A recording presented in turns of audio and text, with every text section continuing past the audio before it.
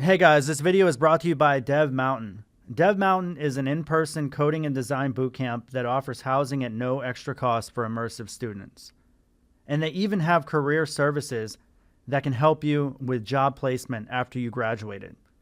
Dev Mountain loves hearing from my subscribers, so be sure to click on the link in the description tab below if you or somebody you know is ready to dive into coding and design. Hey guys, what up? All right, so this video, we're going to be talking about Cobol. And the reason why I'm talking about that is because we're in quarantine lockdown and there's not a whole lot to do, to be honest with you. But lately I've been doing some game development and getting back into that, trying to do some 3D work. But I'm also just kind of reading the news, and I hear about all this Cobol stuff because lately Cobol's in the news because all the unemployment that's going on in the United States right now. So we're looking at like nearly 20% unemployment, the biggest number since the Great Depression. Took a long time to get out of that. Hopefully this won't be nearly as bad, but completely crazy situation. But what's going on right now is that state systems that are still using Cobol are not able to process people's unemployment checks. All right, so basically all these states are having problems processing unemployment checks because little do we know, we don't really talk about Cobol in the programming world day to day, but it still powers pretty much most of the financial institutions. I've heard numbers anywhere from 70 to 90% of all ATM transactions are Cobol code. For those of you guys that don't know, this is a very old language. It goes back to the US government back in the 1950s. It stands for Common Business Oriented Language. And originally the Department of Defense created it. And really it's about being like an English type of business type of language where for instance, in Cobol, reserve keywords, they're in the hundreds. Like I think it's like 400 something, whereas you look at a language like Python, there's about 40 reserve keywords compared to something like Cobol. So Cobol was a much more like English-friendly language to try to process business data. One of the most famous developers that is associated with Cobol and actually is considered to be one of the creators is Grace Hopper, and she coined the term bug. But Cobol, like I said, it solved business problems all the way back in the 50s, and even to this day, it's still powering most of the financial institutions out there. So we've actually been talking about this for a long time. Cobol developers have been in decline ever since really the advent of the cloud. So for the last like decade or more, Cobol developers have definitely been getting dropped off. So companies that had internal mainframe systems, like in-house operations for servers and such, they had to maintain all kinds of Cobol code. But as developers and businesses started moving over to the cloud, all that stuff started being centralized by just a few obviously huge cloud providers. And all the on-premises locations for mainframes and all that stuff started to subside on the business locations. This decline is actually one of the big reasons why IBM, one of the most storied and really the oldest computer institutions in the world, was very successful for a long time. And it seems like ever since like Google and the 90s, like IBM just hasn't been as big of a deal in the computer industry. But they do go back a long ways, and like IBM, the fact that so many companies are moving towards the cloud has really hurt IBM's business model, since they really made their bread and butter off of mainframe systems.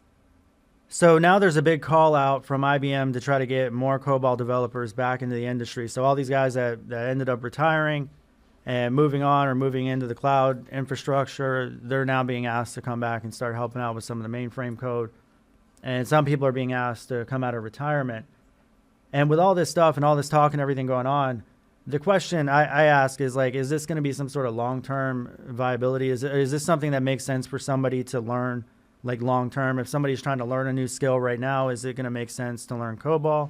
And I don't really know the answer to that, take it with a grain of salt. But when I look at like the environment, I've been in programming for over a decade now, and like I've never done any Cobol code. I've hardly ever seen it.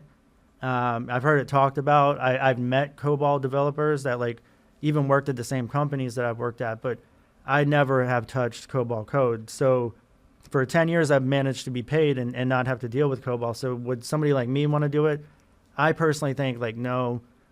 Even if Cobol could make some, really good salary right now in the short term, for me, I don't think it's really a long-term bet. But for somebody that has a lot of time on their hands, especially during a quarantine, like, is this a good time to learn that? And I think that you're going to be, it's going to be one hell of a thing, I think, honestly, to try to jump into Cobol right now. Like, we have no community around it. One of the great things about like Python and JavaScript is that the community is very vibrant. There's so much documentation. If we look at GitHub, like, there's going to be, thousands or even millions of projects in Python and JavaScript, and there's nothing in Cobol. So like literally this is it. This is the one repository, and it's about Sonar source, which I believe is like scanning source code to see if your source code is like up to snuff. So it doesn't even really have anything to do with Cobol. It's probably just built for scanning Cobol. But anyway, there's like nothing here. If I select developers for Cobol, you got a few people that pop up here. So I'm not sure, but there's no repository. So I feel like when it comes to open source code, like you're gonna have a hard time. Maybe I'm missing something there, but GitHub doesn't seem to be a popular source for that. Another thing too is even if we look at something like Stack Overflow, for Cobol being like a 60-year-old language, why is there only 1,338 questions? A lot of people could probably sum that up to the fact that because Cobol has so many reserved keywords, that it's very English oriented and it's not that difficult. So, maybe that there's not as much of a need for like open source code and documentation on sites like Stack Overflow. So maybe with this new push, there's going to be more demand, but I don't know that I see that, to be honest. I think this is probably some sort of like short-term fad. Eventually, like these banking and financial institutions, I would imagine, are going to have to switch off of Cobol, and probably in the next decade or so. But like, other than that, like, I can't imagine they're going to continue to write their source code in Cobol, but I could be wrong on that. If we look at Indeed.com right now, there's 755 listings for Cobol, and that's just not very good. So even with like all this like supposed demand and this urgency and stuff like that, it really seems to be kind of like, I think, very micro-focused and probably not all that helpful for people that are like, okay, do I want to learn Cobol right now? Is there going to be a huge opportunity for it? It doesn't seem like it.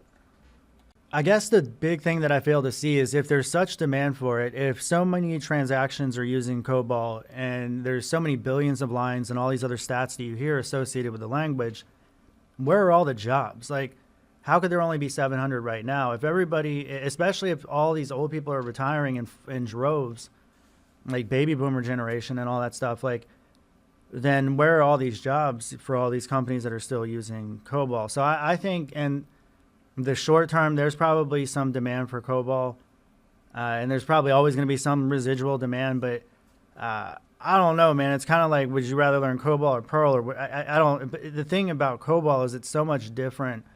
So it just seems like we've seen the writing on the wall for a long time that going forward, new projects are not going to be written in Cobol. So it's just a matter of getting all this legacy code off of Cobol and onto the new thing. And then once that happens, I think Cobol will probably ultimately dry up for good. All right, guys. So thanks for all the support. Thanks for watching. For anybody that's looking to code, if you guys want to learn from me and work alongside with me and videos that I'm doing directly to this platform, it's codehawk.com.